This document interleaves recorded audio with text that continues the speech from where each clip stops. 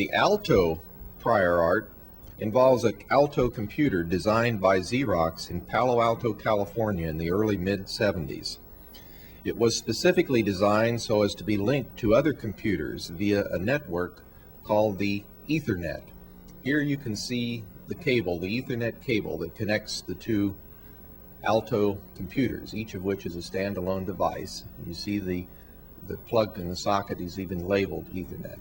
And here the magnetic disk is loaded that contains the software for the games.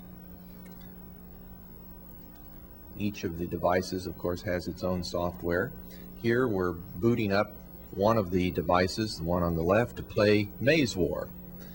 And after typing in Maze War Run, and we go into the program, you see it was created the 22nd of November, 1979. And now we're going to type in the suitable name. This guy is typing in Bomber. It's going to be the name of this particular player. And this is the Duke host, as you can see, be the master. And this is a three-dimensional view of the maze at the location where Bomber happens to be looking. And down below you see a two-dimensional plan view of the maze, the whole maze. And there's a little arrow, if you can look in the upper right-hand portion, upper right-hand corner of the maze. There you can see it better.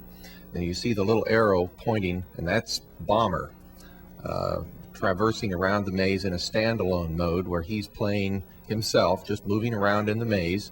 And of course, if we could see upstairs to the three-dimensional view, you would be able to see him moving along the hallways. Now we have two alto computers connected together in this particular demonstration of the Ethernet, and now the second player is going to sign on and going to run the same program, Maze War, that's been loaded into the magnetic by the magnetic cartridge into his machine, and he's going to select a name, and his name is Killer. And so we have Killer on the right and Bomber on the left.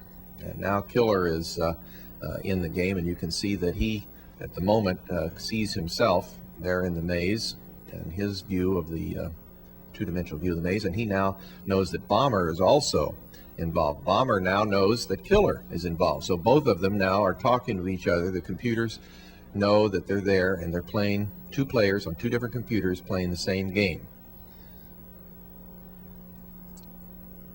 And as you can see, the one on the right, Killer, is moving around the hallways while Bomber is standing still at this moment.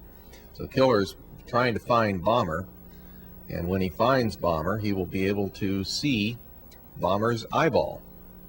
And if Bomber happens to be looking the right direction, Bomber will be able to see Killer's eyeball. And sure enough, in Bomber's view, you can see Killer coming toward him now down the hallway, while Killer is moving down the hallway, and now we're facing each other, and each sees the eyeball of the other.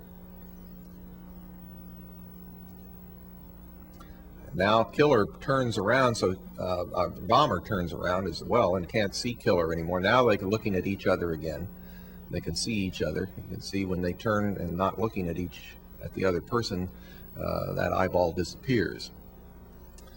And now Bomber's moving around the maze, trying to get away from Killer, perhaps. Killer's moving. Oh, they shot each other. Looks like Bomber got hit. And he's moving now around the maze, trying to get away from Killer. Each time they get hit, they get put to a different part of the maze to start over again, and there's a score that's kept here. In this case, Bomber has -5 and Killer has 10. And they're now proceeding on, and somebody hit the other person, and now the score was tied up 5-5. You can see two people playing here, both Bomber and Killer. When Bomber gets hit, his screen flashes. Now he's in a part of, he's moving, well, oops, and he got hit again by Killer. And he's moving, Bomber's moving around. Oh, he found Killer again. Is Bomber going to be able to catch Killer this time? We'll see. Killer got hit. The flashing screen on Killer's side indicates that Bomber made a